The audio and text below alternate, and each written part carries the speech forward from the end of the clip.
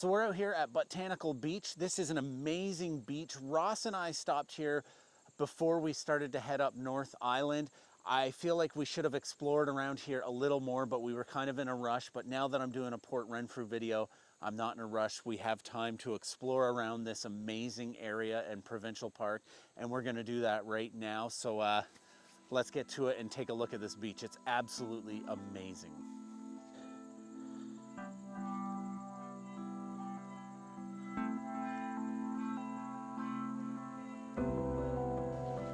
These trails are part of the Juan de Fuca hiking trail, and at the risk of overloading you with too much information, I decided to take a walk to royalty-free music. Really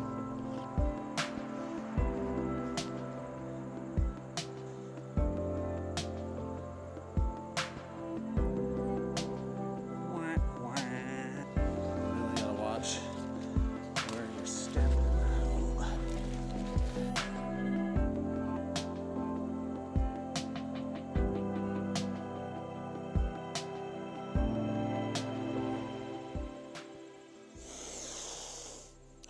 Apparently smelling nature wakes something up inside of you and makes you feel invigorated.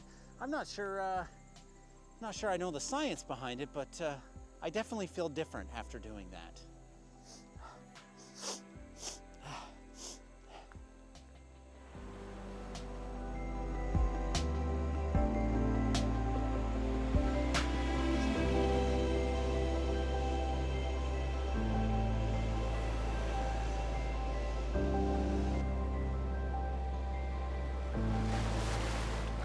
So I absolutely love coming out here and watching the waves, the amazing power as they slam against the shore. But I do have to say, just be a little bit careful when you're out here. Keep an eye on the tide tables. And the best piece of advice I was ever given is never, ever turn your back on the ocean.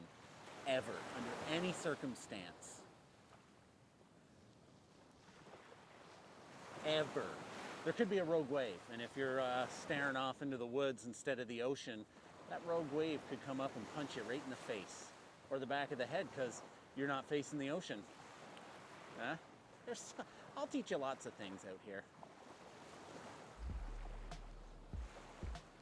And now for the piece de resistance. That's right, VoiceOver Mike pretends to know French. One of the best features of Botanical Beach is the tide pools.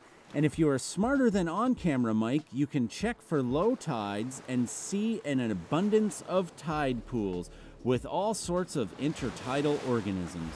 It is such an incredible place that a research station was established here in the early 1900s from the University of Minnesota.